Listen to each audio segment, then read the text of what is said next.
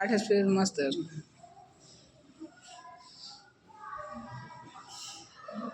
हिलावत कौन हम लोग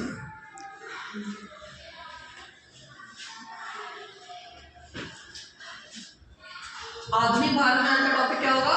1857 से लेकर 1947 तक की प्रमुख घटनाएं। ठीक है, इसमें पहला हम ये पढ़ेंगे कि जब 1857 का विद्रोह हो चुका, ठीक है, 1857 की लड़ाई जब समाप्त हो गई, उसके बाद भारत में एक नई चीज आई, उसका नाम था राष्ट्रवाद। कौन सी चीज आती है? राष्ट्रवाद। 1857 से पहले भारत के जितने भी लोग थे वो क्षेत्रीय परेशानियों से ग्रसित थे। उनकी जो सोच थी वो क्षेत्रीय थी, संकीर्ण। वो लोग अपने स्वयं के फायदे के लिए लड़ रहे थे। किसी के भी मन में अखंड भारत की बात नहीं थी।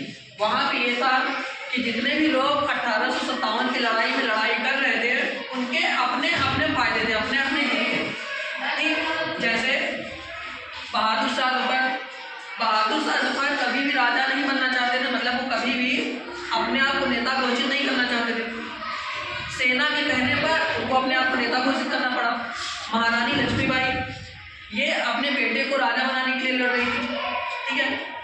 और बेगम हजरत महल ये भी अपने बेटे को नवाब बनाना, ठीक। नाना साहब इनका मत था कि इनका पेंशन बढ़ा दिया जाए, अंग्रेजों ने इनकी पेंशन को कम कर दिया। यहाँ पे किसी का भी ये उद्देश्य नहीं था कि अपने देश को इधर पढ़ाई जा सही दिखे, हमें अपने देश को आज़ाद करना है। यहाँ पे इसका कोई भी उद्देश्य नहीं था, ठीक। लेकिन जब 1857 की लड़ाई हो गई, 1857 की लड़ाई में ये देखा गया कि अपनी इन संगठन की कमियों के बावजूद, जो इनकी कमियां थी, एकता में कमी थी। ये क्या थे? एकता में इनके अंदर कमी थी। एकता की कमी के बावजूद, ठीक, ये देखा गया कि हाँ, बहुत बड़े पैमाने पर लोगों को इकट्ठा किया जा सकता है, ठीक है। और अपनी इसी एकता की कमी के कारण ये लोग आज़ादी नहीं ले पाए, इनको आज़ादी नहीं मिली, ठीक। तो यहाँ पे सबसे पहले एक सोच आती है कि हमें पहले राष्ट्रवाद लाना है। राष्ट्रवाद का मतलब होता है कि जाति, धर्म, व्यक्तिगत स्वार्थ, मानसिकता, जो भी चीजें हैं, इन सब से ऊपर अपने देश को रखना। मतलब सबसे पहले अपना देश, उसके बाद बाकी सारी चीजें, ठीक। अब इस दिशा में क्या उठाया गया कदम? इस दिशा में जो पहला कदम उठा वो उठता है 1885 में। 1885 में एक संस्था बनाई गई, भारतीय राष्ट्रीय कांग्रेस। कौन सा संस्था बनाई गई? कांग्रेस, ठीक। किसने बनाया था? एक व्यक्ति थे A.O. ह्यूम, और किसके वायसराय के काल में, इस समय वायसराय आ गया था, वायसराय था डफरिन। कौन था?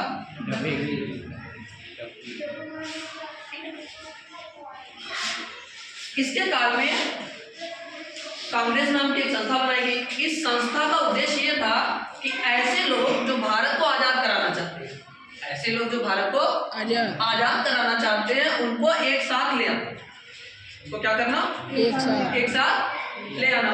तो कांग्रेस क्या करती थी? हर साल अपनी एक बैठक करती, भारत के अलग अलग भागों में अपनी एक बैठक करती। उस बैठक में ये होता कि एक साल के अंदर हमें क्या क्या चीजें चाहिए, क्या क्या चीजें हमें भारत में चाहिए, वो उन मांगों को लिखते थे और फिर विरोध प्रदर्शन, हड़ताल, ये सब कर करके अंग्रेजों से अपनी मांगों को पूरा कराते थे।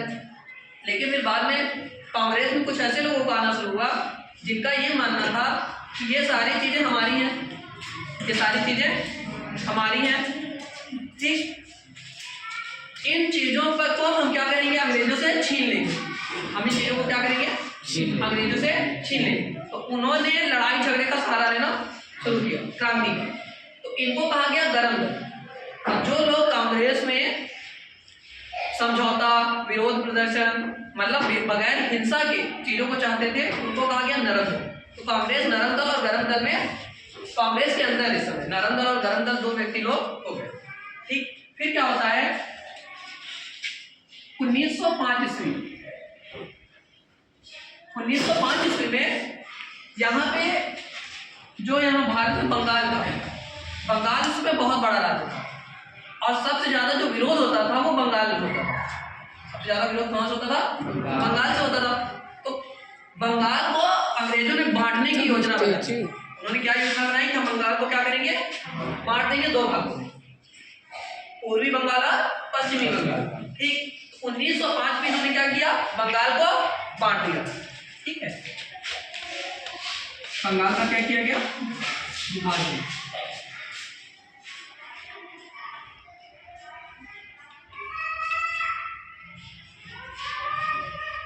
करने वाला कौन था, कर्जन। यहाँ पे कौन था, कर्जन। ठीक, जब बंगाल का विभाजन किया गया, ठीक है, तो इसके विरोध में एक आंदोलन चलाया जाता है। वो आंदोलन चलाया गया 7 अगस्त 1905 को। यह आंदोलन कब चला, 7 अगस्त 1905 को। इस आंदोलन को नाम दिया गया स्वदेशी आंदोलन। कौन सा आंदोलन, स्वदेशी आंदोलन। इसमें यह लिखा गया, इस आंदोलन में ये कहा गया कि अंग्रेजों के सामानों को नहीं खरीदना है, स्वदेश जो अपने देश के अंदर बनी हुई चीजें हैं उन्हीं का क्या करेंगे, हम इस्तेमाल करेंगे। लोगों ने बहुत बड़े पैमाने पर अंग्रेजों का क्या किया, विरोध। ठीक, फिर क्या होता है, 1906 में ढाका में, बांग्लादेश की जो राजधानी है ढाका, ठीक है, ढाका में बनाई गई मुस्लिम लीग। क्या बनाई गई, मुस्लिम लीग। ठीक, इस पार्टी का ये कहना था, मुस्लिम लीग का, कि यहाँ पे जो मुस्लिम्स हैं हिंदुओं के साथ रहते हुए उनका कभी भला नहीं हो सकता। तो वो मुस्लिमों के लिए अलग देश बनाने की मांग करने लगे कि हमें मुस्लिमों के लिए क्या चाहिए, अलग से देश, अलग से सुविधाएं चाहिए। ठीक है, फिर उसके बाद क्या होता है, 1907, ठीक है, 1907 में कांग्रेस का अधिवेशन होता है सूरत में। कहां पर,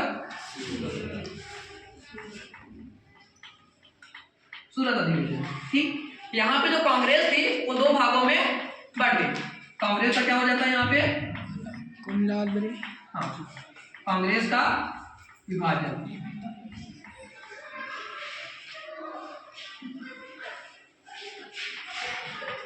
ठीक है, कितने भागों में कांग्रेस बढ़ती है, दो भाग। एक भाग था नालंदा और एक भाग था नालंदा और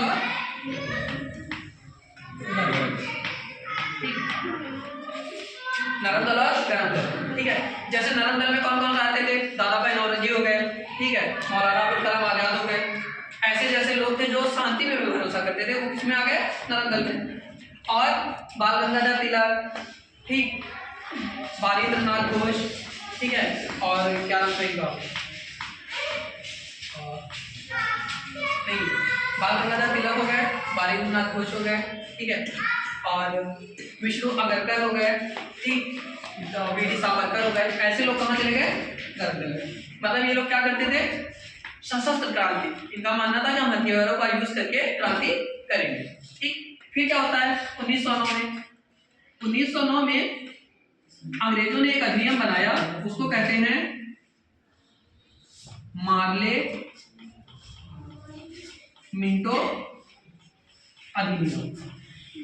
कौन सा अधिनियम बनाया, मार्ले मिंटो अधिनियम। इस अधिनियम में ये कहा गया कि जहां पे मुस्लिम लोग ज्यादा हैं, जहां पे मुस्लिम लोग ज्यादा हैं वहां पे मुस्लिम ही शासन करेंगे। जहां पे मुस्लिम लोग ज्यादा हैं उस जगह से मुस्लिम ही चुनाव लड़ सकता है और उनको वोट देने का अधिकार किसको होगा, मुस्लिम को। तो इस आधार पे क्या हुआ, हिंदू और मुसलमानों के बीच जो खाई थी, जो दरार थी, वो बढ़ती चली गई। मतलब ये लड़ाई करते गए और लड़ने लगे। ठीक, फिर क्या होता है 1916 में आते हैं। 1916 में जो ये कांग्रेस था, कांग्रेस का लखनऊ अधिवेशन होता है। कौन सा अधिवेशन, लखनऊ अधिवेशन। ठीक, यहां पे क्या हो गया, कांग्रेस का फिर से विलय होगा।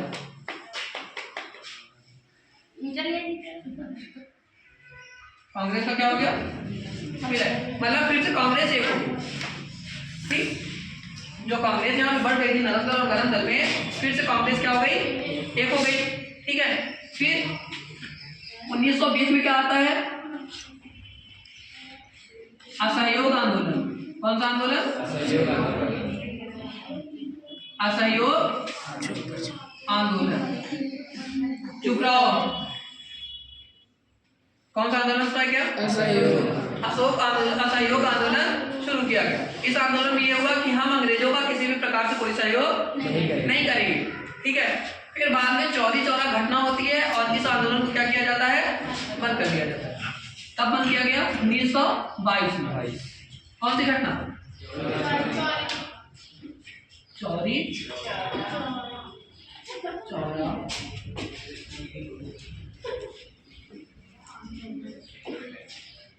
चौरा घटना के कारण असहयोग आंदोलन क्या हो गया। वीडियो इधर नहीं है।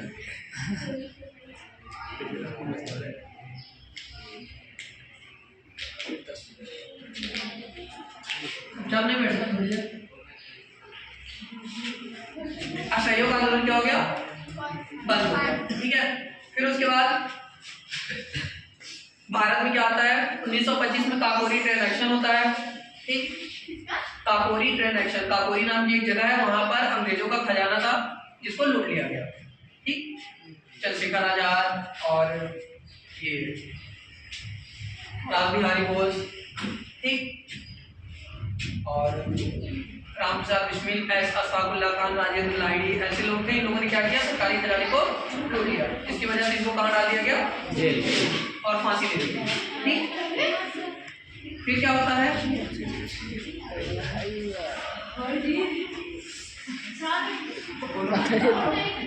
क्या सारी चीजें नोट करते हैं। ठीक है, फिर क्या होता है, 1930 में 1929 में पहले देखो, 1929 से पहले 1929 से पहले जो भारत के लोग थे जो लड़ाई कर रहे थे आजादी की, उनका ये मानना था कि हमें स्वराज चाहिए। क्या चाहिए, स्वराज। स्वराज का मतलब यह है कि हेड अंग्रेज रहेंगे। हेड कौन रहेगा, अंग्रेज, लेकिन राज हम करेंगे। लेकिन 1929 में अधिवेशन होता है लाहौर। कांग्रेस का कहाँ अधिवेशन होता है, लाहौर अधिवेशन। ठीक, इसके हेड कौन थे, जवाहरलाल नेहरू। इसमें पहली बार क्या रखा गया लक्ष्य, पूर्ण स्वाधीनता का। क्या लक्ष्य रखा गया, पूर्ण स्वाधीनता का लक्ष्य रखा गया कि हमें अब क्या चाहिए, पूरी तरीके से आजादी। पहले ये था कि अंग्रेज हेड रहेंगे, उनके नाम में हम क्या करेंगे, राज। लेकिन अब ये रखा गया कि हम अब पूरी तरीके से क्या चाहिए, हमें आजादी चाहिए। ठीक, फिर क्या होता है, 1930 में चलाया गया सविनय अवज्ञा आंदोलन। कौन सा, सविनय अवज्ञा आंदोलन। ठीक,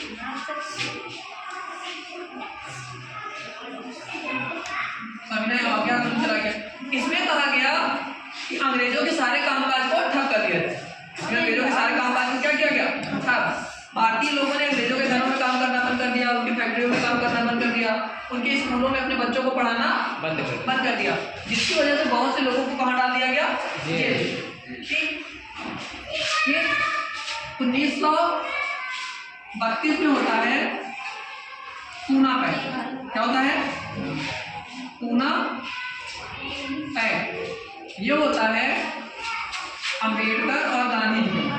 किसके बाद, अंबेडकर और गांधी, इन दोनों के बीच क्या होता है, पूना पैक्ट। इसमें ये हुआ कि जैसे पहले मुसलमानों को अलग किया गया था ना, वैसे ही दलित लोगों को भी हिंदुओं से अलग करने की कोशिश की गई।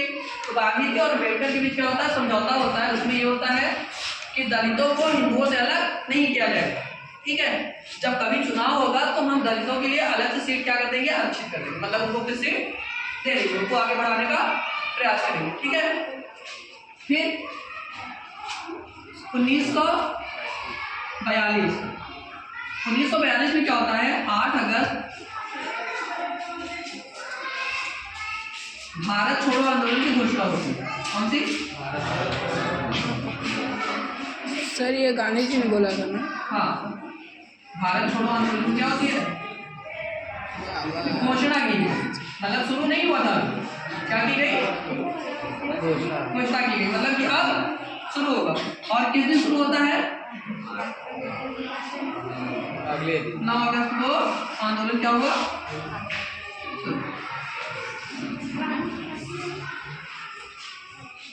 ठीक। 1945 में ब्रिटेन में चुनाव हुए। इंग्लैंड, ब्रिटेन को क्या कहते थे? इंग्लैंड को ब्रिटेन कहते हैं, ठीक है ना? ब्रिटेन में चुनाव, और किसकी सरकार बनती है? क्लेमेंट एटली की सरकार बनती है।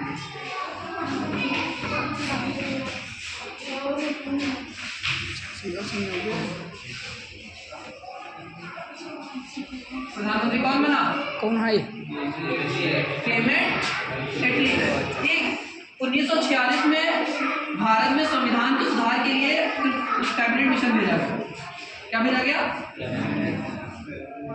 Cabinet mission. इसका काम ये था कि इस चीज की जांच करना कि क्या भारत के लोग वाकई में संविधान बनाने के लिए तैयार हैं या नहीं। अगर संविधान बनाया जाएगा तो कैसे बनाया जाएगा, ठीक है, क्या क्या चीजें संविधान में रखी जाएंगी, कितने सदस्य होंगे, कितने मेंबर्स होंगे।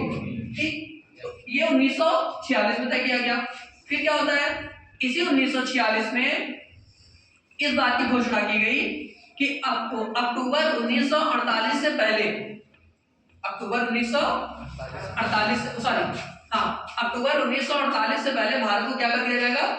आजाद कर दिया जाएगा। ठीक है, लेकिन कब आजाद किया गया? 15 अगस्त 1947। भारत क्या हो गया? भारत स्वतंत्र। ठीक है, भारत को क्या किया गया? आजाद किया गया। देखो, जब भारत आजाद हुए 15 अगस्त को, तो 14 अगस्त के दिन, 14 अगस्त की रात को, आधी रात को, पहले पाकिस्तान की स्वतंत्रता के जो दस्तावेज थे, जो कागज थे, उन पे साइन किया गया। फिर 15 अगस्त को, कुछ समय बाद, कुछ मिनट बाद, भारत की स्वतंत्रता के कागज पर हस्ताक्षर किए गए। और इस तरीके से भारत और पाकिस्तान नाम के दो अलग अलग राज्य बनाए। ठीक, यहाँ पर 1947 में जो ये भारत राज्य कहा गया, संविधान में क्या कहा गया है? राज्य। क्या कहा गया है? ठीक है, देखो, राज्य का मतलब हम छोटे से भी लगा सकते हैं और बड़े से भी। संविधान में राष्ट्र कहीं नहीं लिखा है, संविधान में कहीं भी भारत के लिए राष्ट्र शब्द का प्रयोग नहीं आया। संविधान में लिखा गया है कि भारत राज्यों का एक संघ होगा। क्या होगा? राज्यों का एक संघ होगा, वहां राज्य लिखा गया। तो चाहे राष्ट्र कहे चाहे राज्य कहे, ठीक है, चलो ठीक है, तुम्हारे लिए क्या कहते थे? राष्ट्र बनाएगा। भारत, पाकिस्तान और भारत नाम के दो संप्रभु राष्ट्र बनाए गए। कैसे राष्ट्र? संप्रभु का मतलब होता है जो अपने आंतरिक और बाह्य मामले में पूरी तरीके से क्या हो? आजाद, किसी का उसके ऊपर बस न चलता हो, उसके ऊपर किसी का भी बस न चलता हो। ठीक है, 15 अगस्त 1947 से लेकर 15 अगस्त 1947 से लेकर 26 जनवरी 1950 तक भारत में स्वशासन चला। क्या चला? स्वशासन। मतलब भारत स्वतंत्र तो हुआ था, लेकिन गणतंत्र नहीं बना। गणतंत्र का मतलब होता है ऐसा देश जिसका अध्यक्ष चुना जाए, वोटिंग के द्वारा चुना जाए, उसे क्या कहते हैं? गणतंत्र। तो 26 जनवरी 1950 तक भारत में कोई भी राष्ट्रपति नहीं था।